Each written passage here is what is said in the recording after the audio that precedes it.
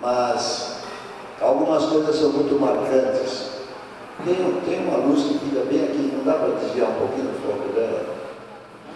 Para não chegar no meu olho.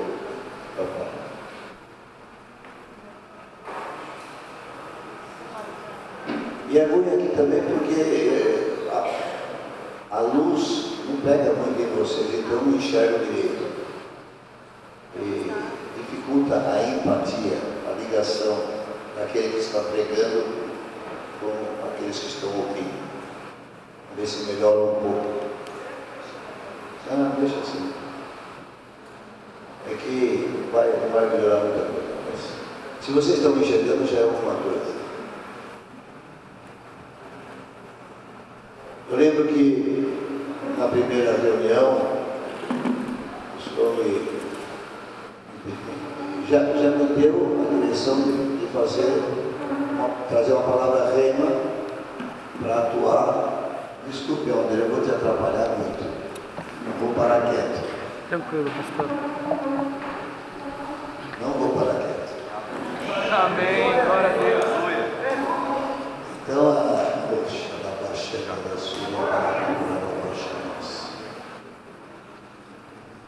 palavra que eu recebi em São Paulo era de Atos 2.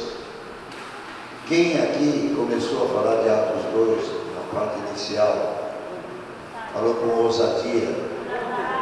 Quem foi? Fica de pé. Está na aulinha? A esposa? Foi ela que falou?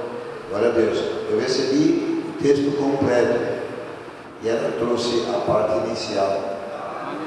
Peço a Deus que Ele promova a parte mais à frente, não a final, mas a parte mais à frente. O Senhor opera.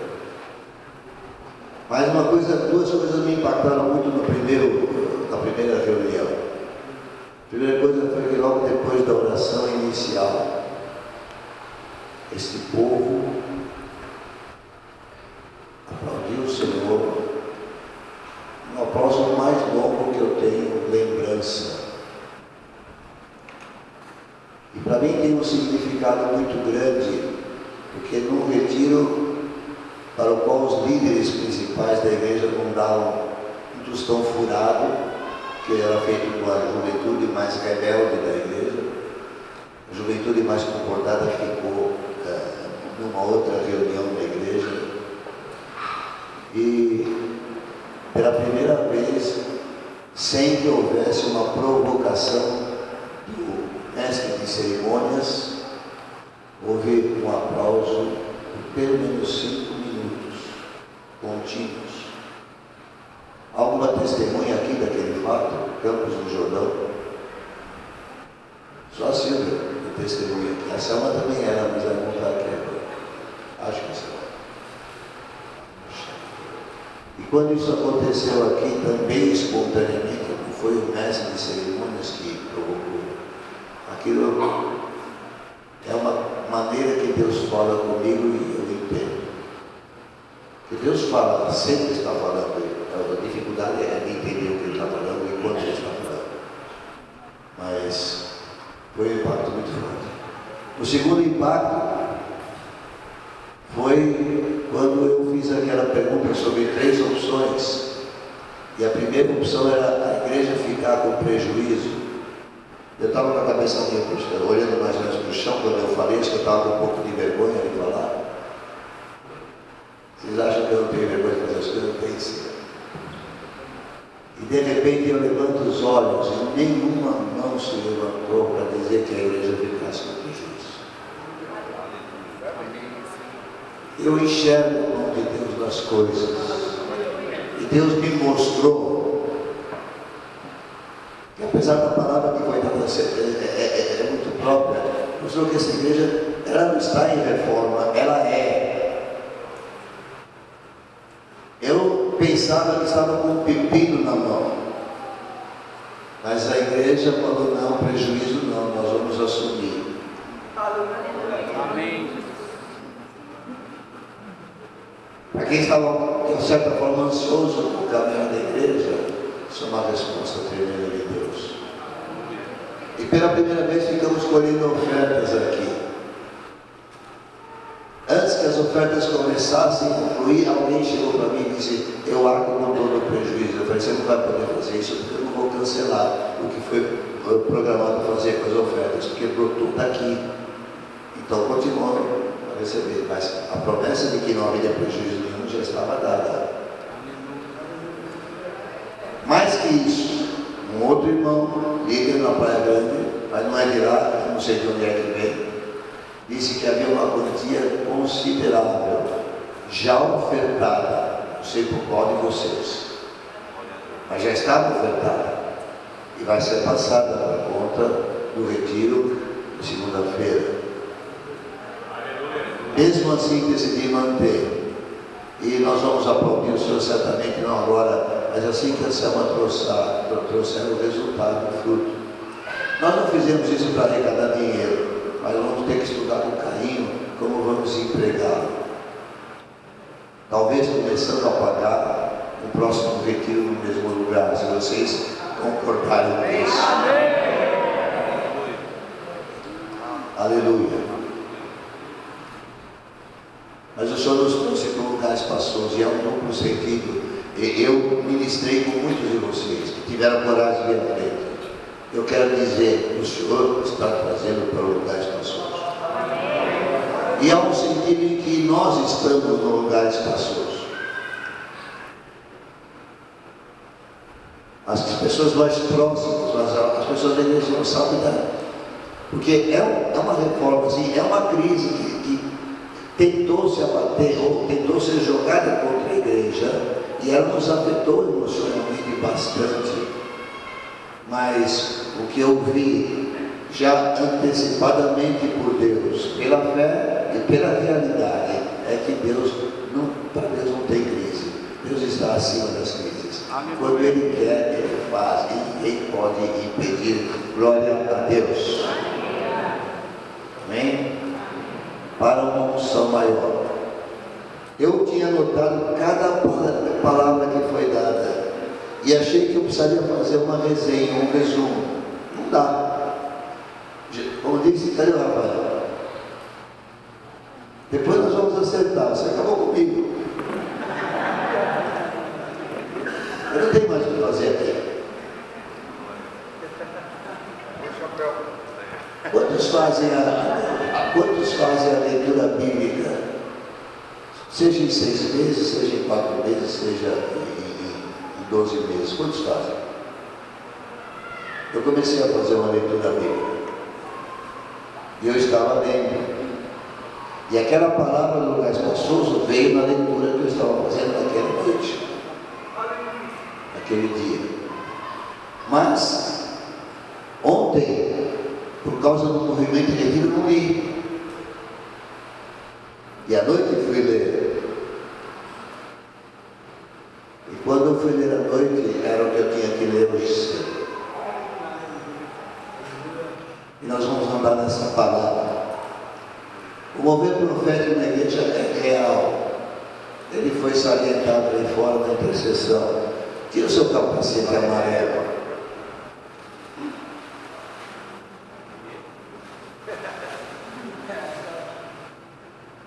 Rafa, quem te deu a ideia do capacete vermelho foi ele?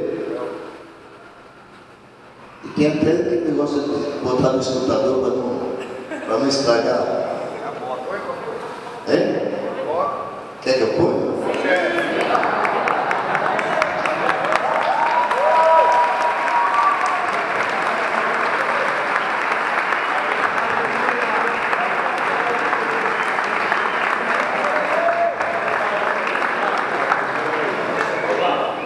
Cuidado comigo que eu sou capataz da obra. Põe de novo. Você quer fazer um close?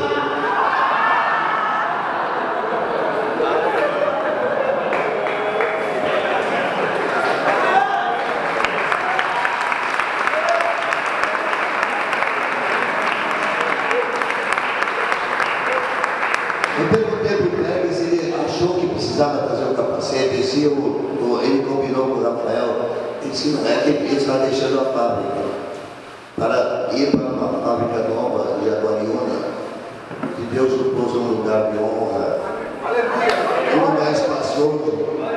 Creia você também, Deus tem espaço para todos nós. E ele teve que tirar as coisas dentro da fábrica. Isso aí é dele, ninguém usa. E ele está com ele porque está nesse trânsito. Amanhã ele vai. Nós vamos fazer algo profético hoje também em função disso. Amanhã ele vai para a nova cidade junto com a esposa, a negra, e junto com o neguinho.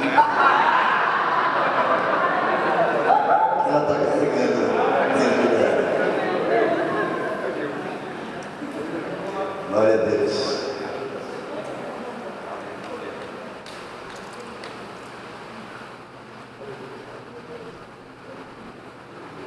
Então essa questão profética é tremenda. E tanto é assunto profético, porque eu vou ler, mas eu já vou antecipar. Cadê o Gustavo? Cadê o Gustavo? Aí, meu filho, por causa do bebê. Quem te deu ordem de vir aqui ler João 17? Não foi você que deu? Foi você? Quem te deu ordem? Quem foi a outra pessoa que terminou? Acho que foi o Fábio. Vai apanhar em casa. Quem te deu ordem? Quem te deu ordem? João 17, a parte do último versículo. Estava no livro. Estava no livro. Na Bíblia, né? E a leitura que nós vamos fazer é João 17. Mas eu não vou ler esses versículos porque eles já passaram. Eu vou ler a partir do verso 1.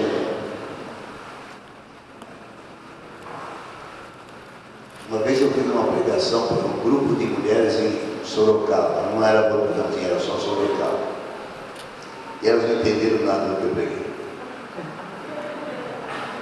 Eu sei que elas não aproveitaram a sequência. Mas Deus estava liberando para mim o texto. E eu louvei a Deus por isso. Eu vou ler, seja o que Deus quiser. Obrigado, Senhor, pela tua direção, porque o Senhor faz todas as coisas. Eu me sinto sem função aqui, mas não aborrecido por isso, nem frustrado.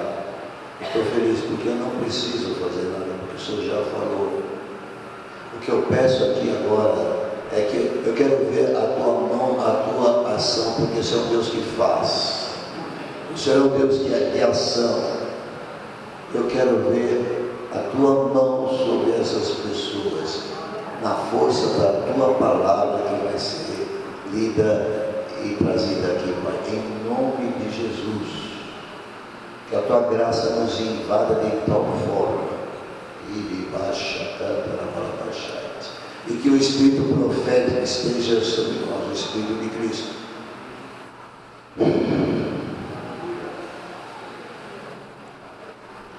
Sopra, Espírito Santo, sopra forte nesse lugar. Opera o reino de Deus nesse lugar santo. Foi vista uma cruz vazia aqui, redemoinhos, nuvem, presença do Senhor. A cruz vazia está consumada. Presta atenção no versículo 1. Jesus está terminando a sua obra. É a última reunião com os discípulos. Depois de dar várias instruções finais, ele finaliza tudo com esta oração. E esta oração não é uma oração daquele momento. Esta é uma oração que atravessa os séculos. Esta oração, na boca de Jesus, ela era para ser estendida, não até a eternidade, mas até o fim dessa dispensação. E é importante entender isso. E você vai entender pelas palavras de Jesus que era isso que ele estava vendo. Não é o que ele estava pensando, o que ele estava vendo. São estas coisas que estão acontecendo. Tendo Jesus falado estas coisas, levantou os olhos ao céu e disse: Pai, é chegada a hora.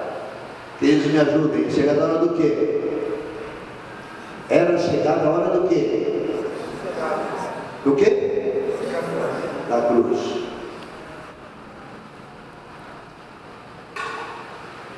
Era chegada a hora onde lá, depois de sofrer todo o sofrimento que tinha que sofrer, ele gritaria: está consumado. Esta palavra de Cristo não vai ser roubada nesta igreja por causa de uma onda que surgiu aí, porque desde o começo nós pregamos: está consumado. Jesus fez tudo o que precisava ser feito para que esta oração pudesse ser cumprida. Diga: já está tudo feito. Por isso eu sei que eu posso receber.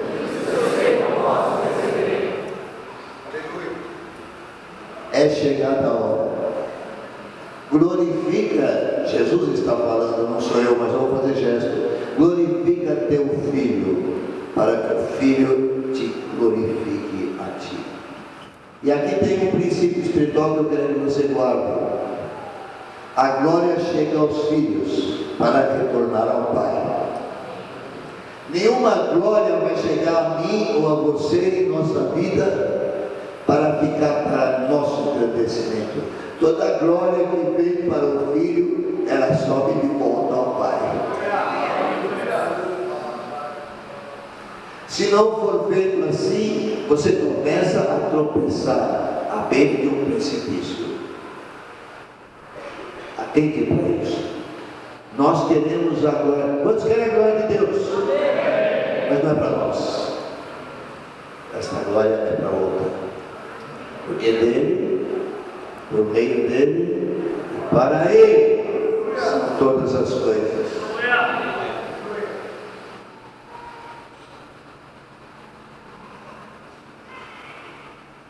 Assim como lhe conferiste autoridade sobre toda a carne, a fim de que ele conceda a vida eterna a todos os que lhe deste. Você é um presente do Pai para o Filho. Olhe para você e entenda.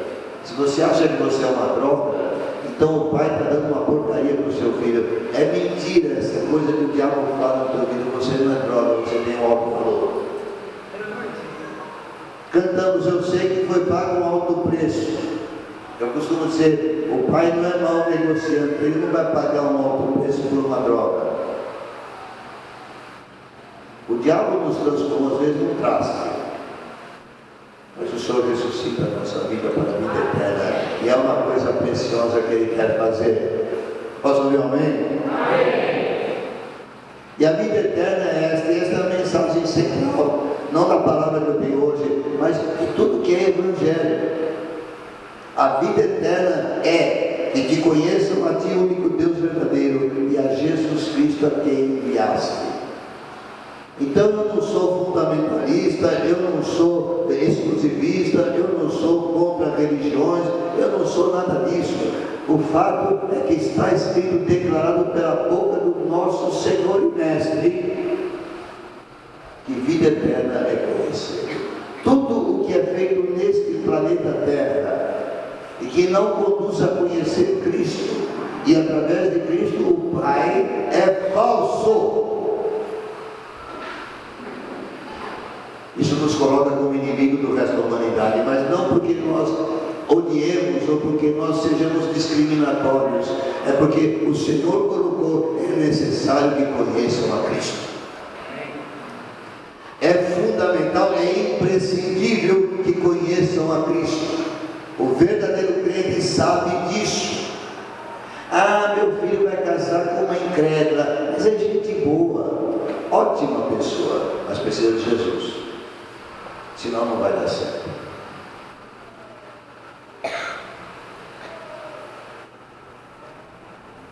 E ele continua, Jesus, presta atenção: eu te glorifiquei na terra, consumando a obra que me confiaste para fazer.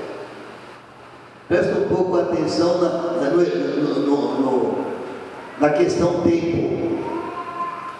É antes da crucificação, mas ele já coloca no passado. Eu te glorifiquei na terra, consumando a obra que me deste para fazer. Você sabe que depois disso Jesus foi para um jardim e foi orar.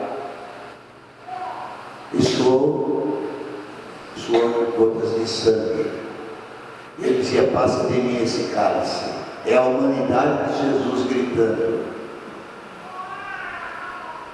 Mas quando ele falava isso, ele sabia que a obra já estava consumada, não tinha mais o que fazer e iria subir a cruz. Mas por isso ele dizia: mas a tua vontade que tem que ser feita. Para Jesus Cristo, nesta hora com os discípulos, não havia dúvida que ele iria subir a cruz. Por isso ele diz: consumando a obra que me confiaste.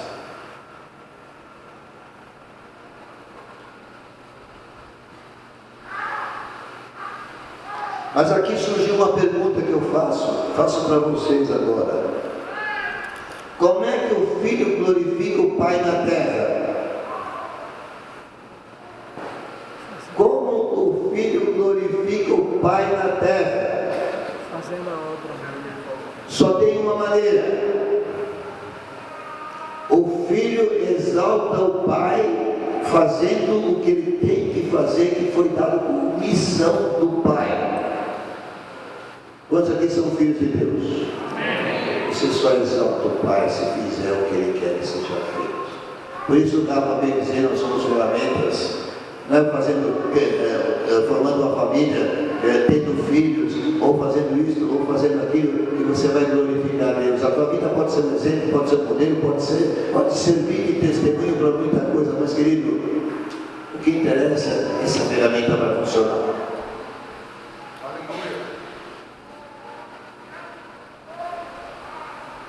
Eu te glorifiquei na terra, consumando a obra que me confiaste para fazer. Vocês percebem? Eu não fiz resenha, mas as coisas estão sendo interligadas. Quem veio aqui à frente com ousadia e tirou outra palavra da minha boca, falando de vaso? Pode se apresentar, diga: fui eu, confesso. Alguém veio aqui hoje e falou de vaso? Quem foi? Guga, por que vocês escondem, vocês fazem arte e depois vão se esconder lá no fundo? Eu estou entendendo o esquema aqui. A galera vem aqui, faz uma arte e vai, que nem os nossos filhinhos no netos, né? Vamos fugir, se esconder, não fui eu. Porque Rafael falou de ferramentas, mas a Bíblia também usa outras figuras para nos qualificar. E uma das figuras lindas que tem é o vaso. E o Novo Testamento faz uma cisão de vaso para honra e vaso para desonra. Hoje o tema não é vaso para desonra. Isso foi deixado para trás quando a Glaucia falou. Amém? Nós éramos vaso para desonra. Mas o Senhor nos limpou, nos resgatou, nos purificou, nos santificou para nos glorificar.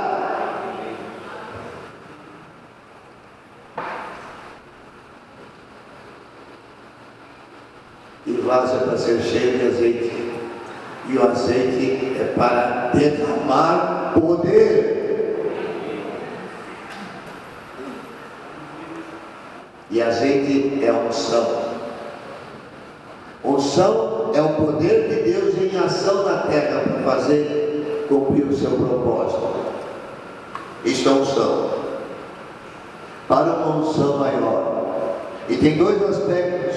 Eu quero pessoalmente uma unção maior. E às vezes precisamos pedir ao Senhor: desenferruje a gente para que a unção antiga volte, para depois rebrotar com maior força. Mas há uma unção que eu anseio, que eu clamo, que era o meu alvo. Quando eu lancei essa palavra aí para os pastores, é uma unção que abranja a todos. A água da rocha nunca vai funcionar bem unção não for absorvida por todos vocês. Por isso que eu fico olhando para os pequenos, para as crianças. Eu vi algumas crianças hoje, nesse livro, sendo tocados pela unção, sendo participantes da unção. Isso vai gerar fruto. Profeticamente, foi quem que falou pela primeira vez isso? Foi o José, né? Já entrou o José na resenha. Falando de Josias, 8 anos. Santo, Imaçu e Abarabachaias. Quem se julga o mais insignificante aqui? Tudo bem, são poucos. E os que levantaram a mão não são representativos do que eu tenho na cabeça. Tem alguém que se julga o pó do pó, que não serve para nada? Não precisa levantar a mão.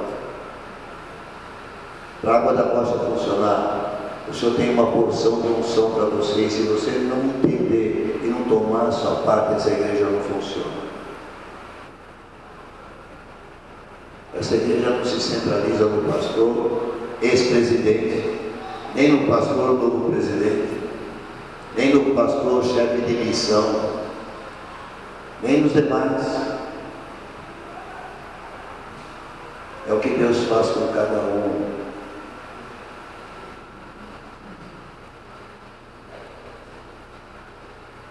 E aí Jesus fala: e agora glorifica-me, ó Pai, contigo mesmo, com a glória que eu tive junto de ti antes que houvesse mundo.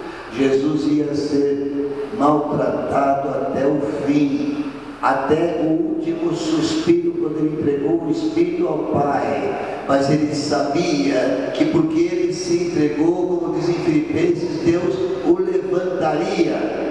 O seu nome seria levantado acima de todo nome. Isso ele já estava antevendo aqui, nesse momento com os discípulos. Aquela glória da qual ele se desvestiu para nos alcançar, diga glória a Deus, se você entender isso. Aquela glória, ele tinha trabalhado e estava consumando o seu trabalho para voltar para ela. Há uma glória prometida a cada um dos que são do Senhor. Diga obrigado, é você, estou falando de você.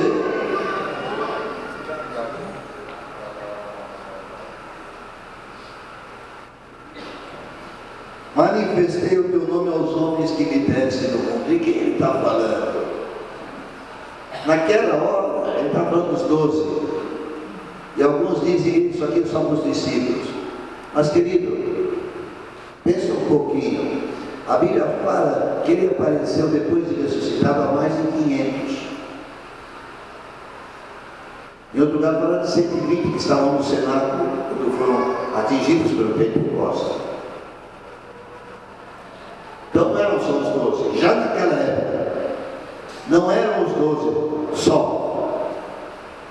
Mas na própria oração que Jesus está fazendo, ele diz claramente que não era para eles que ele estava orando. E agora nós vamos dar um salto no capítulo e vamos ver o 20, onde ele especifica mais quem tinha ele recebido do Pai. Está escrito lá: não rogo somente por estes, os que estavam ali, mas também por aqueles que vierem a crer em mim, por intermédio de sua palavra. Esta é a flecha que te atinge quando você lê esse texto. De quem Jesus está falando? De quem Jesus está falando? Eu quero um auditório que entende a palavra. E você não vai usar mais nós, você vai usar a primeira pessoa do singular. De quem Jesus está falando? De quem ele fala? Então esta oração, ela está ecoando hoje, 11 horas e 16 minutos. Eu estou só me lembrando para ver quando vou atrasar o almoço de vocês.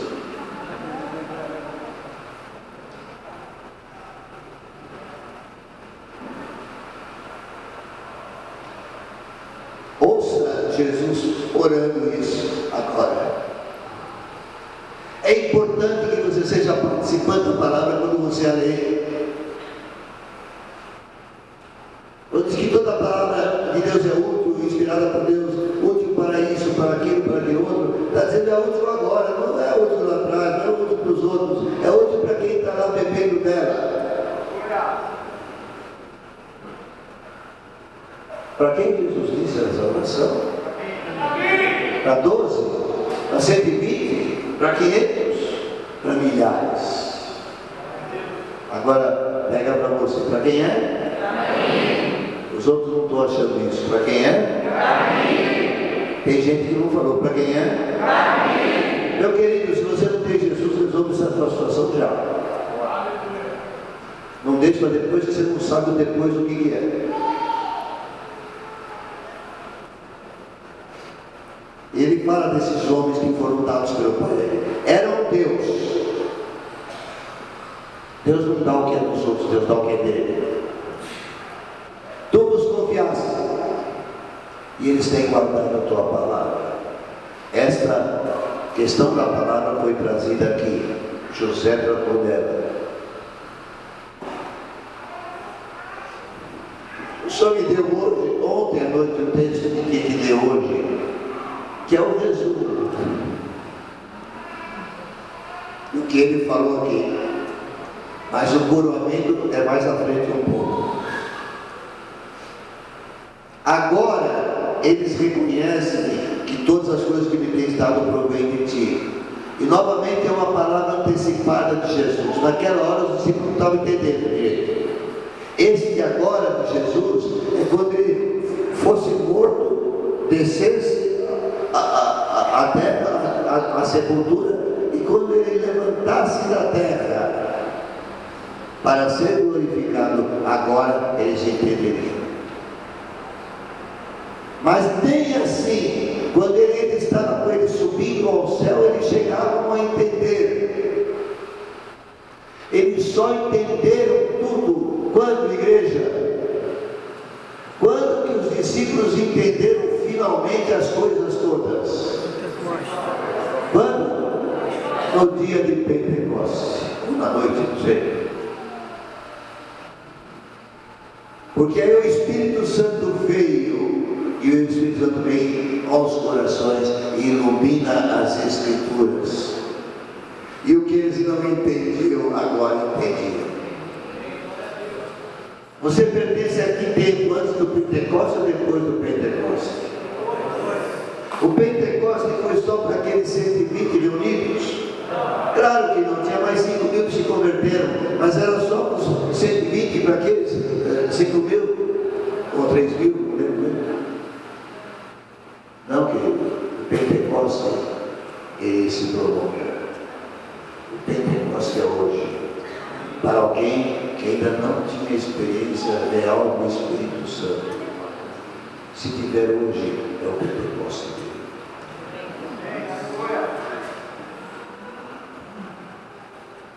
Se você não entende bem isso, aproveita hoje que a palavra está sendo pregada, porque quando a palavra é pregada, ela produz resultado. E de repente a minha oração agora junto com a de Jesus é que esta unção te invada. Como começou o culto hoje mesmo, Guga? Enchemos? Foi o culto? Foi o que falou? Enchemos? Foi isso que você falou no começo? Foi isso que você falou no começo? Bem está, servo bom e fiel. Eu mandei fazer, você fez direitinho. Não preciso disso. Nós temos o Senhor. Aleluia. Agora eles reconhecem que todas as coisas que me tens dado provém de ti, porque eu lhes tenho transmitido as palavras que me deste, e eles as receberam. Você recebeu a palavra? E verdadeiramente conheceram que saí de ti. Você já conheceu isso? E creram que tu me enviaste. Você já sabe que ele é o enviado, o Messias. É por eles que eu rogo. Não rogo pelo mundo. É claro que Jesus veio para salvar o mundo, não é só pretensamente escolhidos, predestinados. Ele morreu por todos, morreu por todos, para que os que vivam. Mas ele morreu por todos. Mas agora esta oração é sacerdotal. Essa oração é pelos que estão já saindo do mundo para a vida eterna, que é conhecê-lo. Mas no verso 20, quando ele nos inclui como receptores daquela oração, recebedores daquela oração, quando ele nos inclui lá, ele também está incluindo todo aquele fruto que Deus quer produzir com a minha vida, com a tua vida, com a nossa vida, para o reino de Deus. Todos esses estão incluídos no verso 9. Porque os que o Pai deu para Jesus não estavam presos só naquela época, naquele dia da vida de Jesus. Essa oração era para, não para a eternidade, mas até o fim dessa dispensação. Agora chegamos à consumação. Verso 10.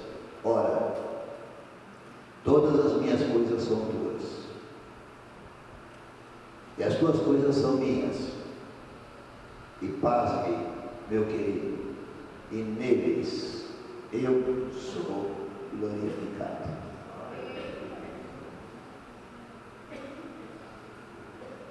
Olhe para você, olhe na sua imaginação para você. O seu estado presente pode não ser muito agradável, não interessa. Mas talvez não seja agradável para você. O projeto de Jesus, o projeto do Pai, executado por Jesus, é para que em você, essa lástima, ele seja glorificado.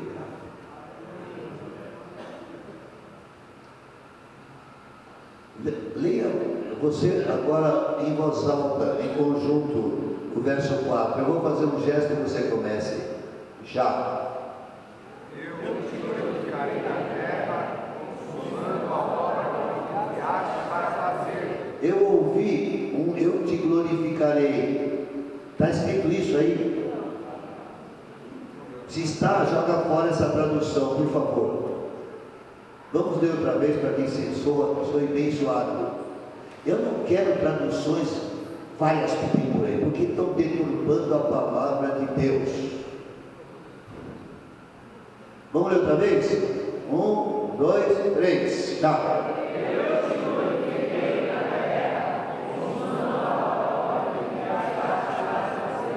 Como é que Jesus glorificou o Pai? Como Jesus glorificou o Pai? Fazendo o que Deus tinha dado para ele como missão. E você, como glorifica o Filho? Como você glorifica o Filho? Faça a regra de 3, matemática, assim como.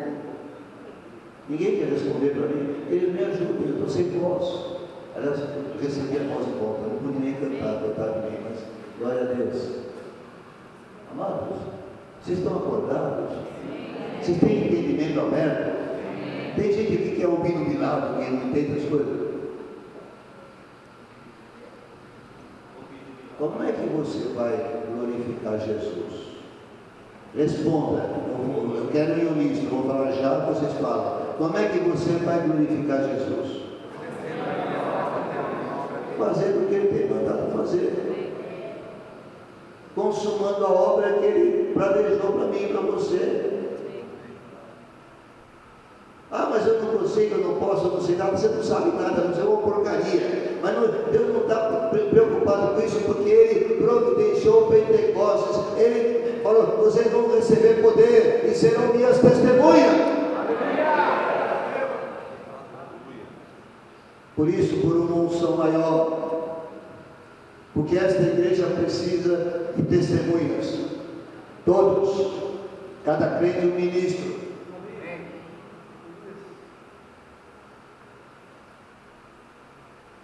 O projeto de Deus é perfeito. Se a nossa fé fosse da mesma qualidade que o projeto, nós não estaríamos aqui, porque não caberia. Vai precisar de um lugar espacioso.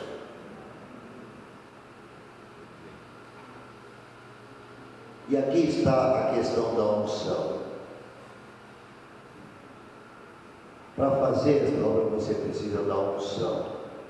Eu coloquei algumas referências aqui para alimentar um pouco. Deixa eu ver se eu acho. Eu não quis ficar escrevendo.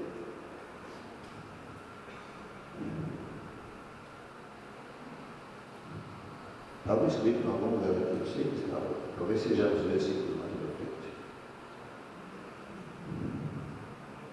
Eu vou ler mais um pouquinho. Não, é nesse texto mesmo. Alguém lá fora, ousadamente, citou o texto que eu vou declarar agora. Quando eu falar o texto, quem citou lá fora, que fui eu.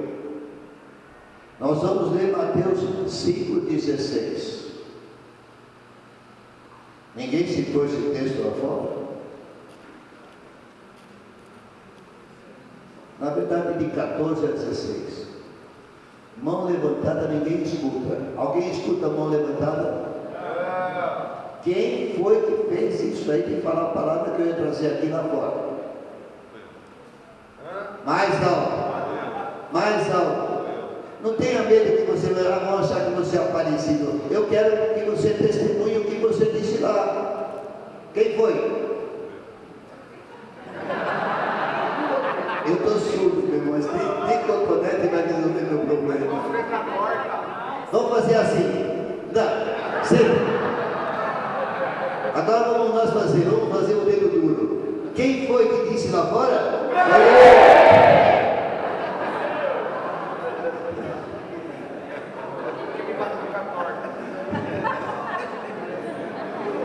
Acordou todo mundo.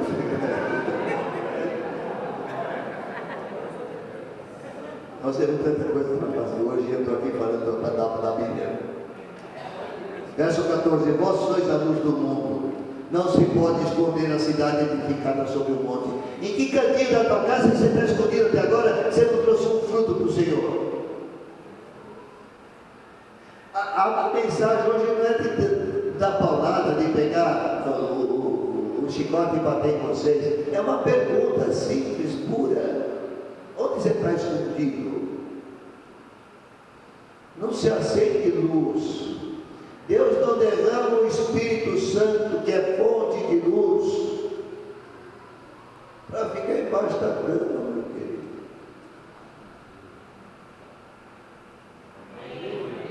Como é que falou o pregador aqui? Eis-me aqui, envia-me a mim. Agora, esta visão desse texto é mais do que isso. Porque envia-me, você fala, vou largar a família, vou fazer uma missão num lugar difícil, e papai, aqui é mais simples que isso. Assim brilha o quê? Achou no livro. Era o verso 15. Verso 15. Assim brilhe também a vossa luz, onde? Para que vejam as vossas boas obras e glorifiquem a vossa Pai que está nos céus. Vê como concorda plenamente com João. Sabe o que é para fazer? Fazer o que eu estou fazendo agora. Ande, mas ande com a luz acesa e levantada. Ah, você é aparecido? Não, você é testemunha de Jesus. 1 Pedro 2,9, para proclamardes as virtudes daquele que nos chamou. Paz, propósito, propósito, poder. Coisa simples. Você anda como crente, testemunha como crente, não esconde que você é crente. Mostra a pureza do Evangelho nos seus atos, nas suas palavras, nas suas ações, e brilhe a vossa luz no poder do Espírito, na unção.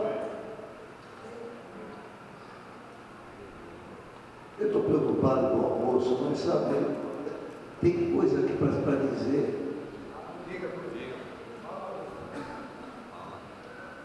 Eu andava a pé quando doei meu carro para um servo de Deus, da minha casa no 1100, nem lembro o número direito, da rua Roque Pedrela até a Santa Amaro para pegar ônibus, ou para ir no banco e voltava. E eu fazia esse trajeto diariamente. E Deus me deu sabedoria naquele tempo, espero que você também tenha. Eu ia orando em línguas, voltava orando em línguas. Claro, não é muito alto para ninguém ficar me chamando de louco. Olha o louco passando aí na rua, mas eu estava orando. E no meio desse trajeto, um rapaz sentado numa cadeira, um guarda de rua, me parou. Eu não lembro exatamente o que ele falou, mas ele tinha sede e precisava de álcool. Eu não tinha a ousadia para ficar falando.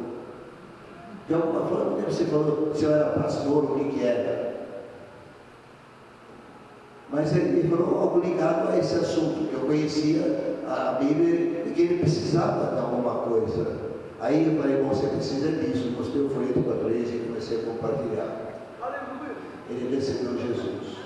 Ele me entrou na igreja em minha casa. Depois ele foi para o céu e perdeu o contato. Eu não tinha dado uma palavra para ele.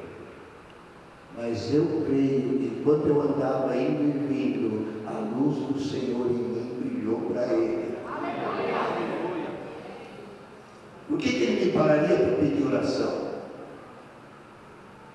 Você consegue encontrar uma boa razão? Vendo, eu já não era tão velho, mas eu já tinha 70 anos.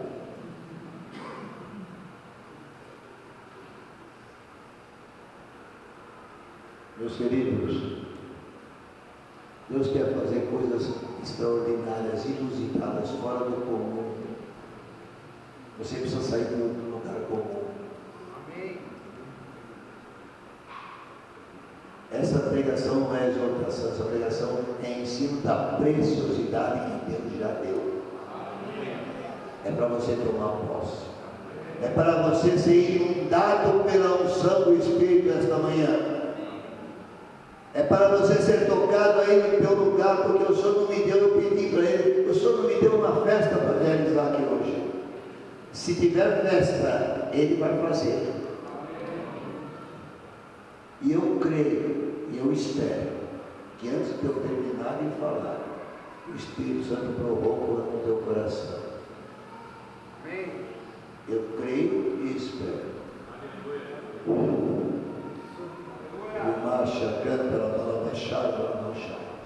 Tem muita coisa para dizer, mas aí começa a tirar o foco. Jesus está orando hoje, Ele intercede por nós, está escrito na palavra. E Ele está falando, Pai,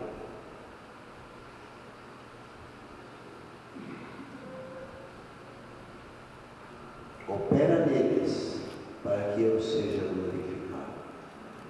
Porque deles eu vou ser glorificado.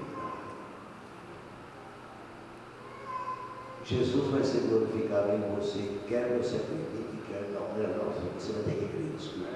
Quer você queira agora ou não. Se você é dele. O Senhor quer fazer isso. Abre o teu coração agora. Aprenda a fazer demandas com Deus. Demanda com Deus, mas a tua palavra diz isso, tu está sendo pregado, eu estou ouvindo, estou crendo. Agora desce sobre mim. E se cumpra agora. Não peça para o mês que vem. Eis-me aqui, envia-me a mim. Mas envia-me como o Senhor enviou Jesus. E agora lembrei do que mais eu tenho que ler. Eu vou pular alguns versículos, mas vou ler mais alguma coisa. Verso 18.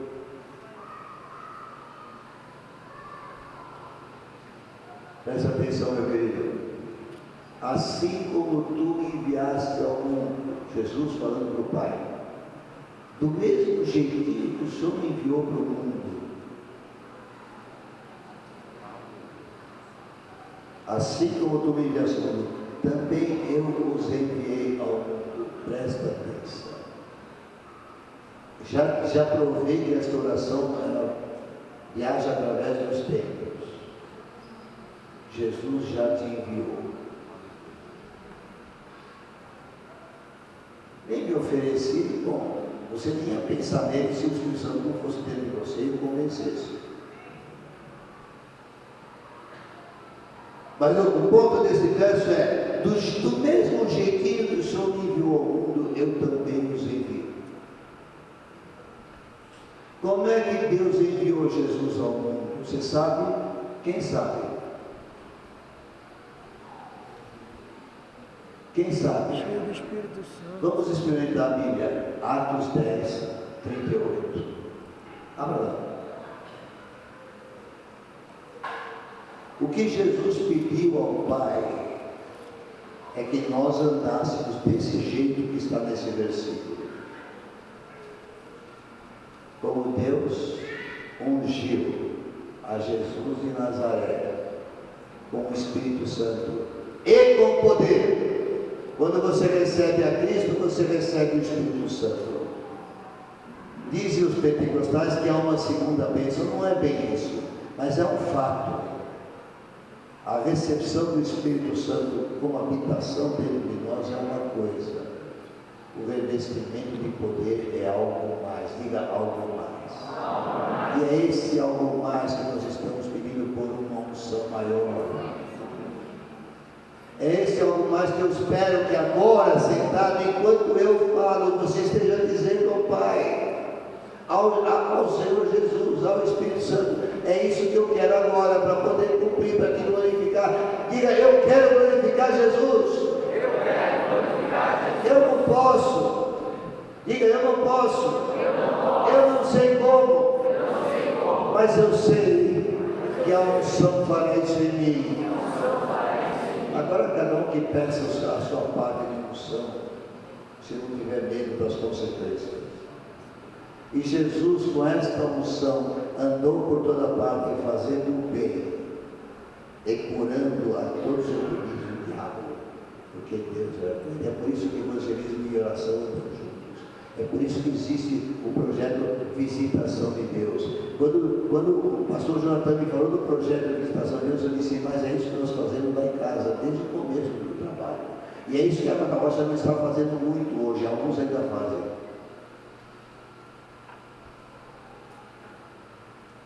Não precisa de seminário para você visitar alguém na tua rua, entrar lá e orar por uma necessidade, porque é curando os oprimidos do diabo, e aí proclamando as virtudes de Jesus.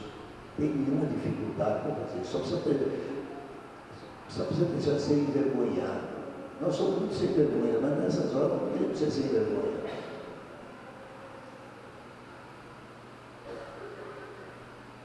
Esse é o tema do retiro. Chegamos nele. Essa é a nossa busca. E a minha oração ao Pai agora é que o teu coração seja sendo tocado como você está orando isso aí sentado. Olha para esse versículo. Do jeito que o Pai enviou Jesus, Jesus está dizendo ao Pai, agora, nesse instante, eu quero enviar este meu servo, aquela minha serva, aquele pequenino, aquele maior, eu quero enviar, do jeito que o Senhor me enviou, eu quero enviá-lo. Se você andar como Jesus andou, você vai fazer as obras de Jesus. E quando você fizer as obras de Jesus, Ele vai ser glorificado. Quantos creem nisso? Agora vamos orar coletivamente. Levanta a tua mão e faça assim, desça sobre nós, Espírito Santo, com poder. Eu estou fazendo coletivo, alguns não precisam fazer essa oração, mas sempre eu quero mais, é bom querer mais. A comida meu neto fala, chega, eu não quero. Mas chega na sobremesa, ele sai do quarto e vem lá e quer mais. E aí dá uma gota, mas só isso, ele quer mais. Levante a sua mão e faça um gesto como quem quer mais, se você já tem. Se você nunca experimentou, não tenha medo, querida. Nós estamos falando com Deus. Eu não estou pedindo ao Deus de água da rocha. Eu estou pedindo ao Deus, Pai de nosso Senhor Jesus Cristo, que é o teu Pai. Então, não tenha receio, peça. É para Ele que você pede. Você entende o que eu estou falando? Não precisa ter impedimento nenhum.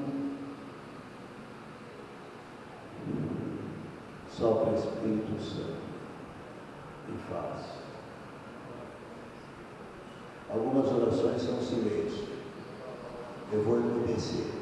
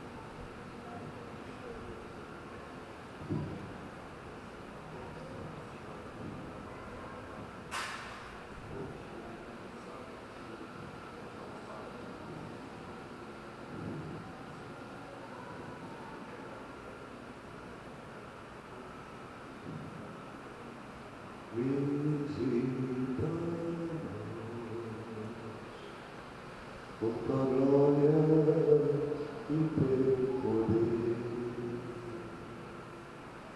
visita-nos. Com tua glória e teu poder,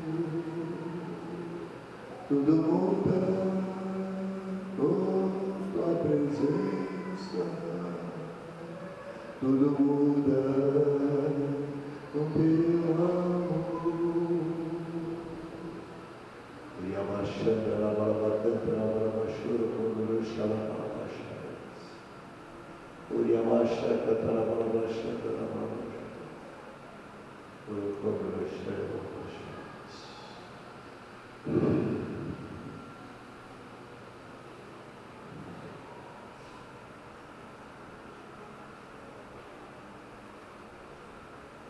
Outro segredo que eu aprendi na minha vida, eu, um presbiteriano empedernido,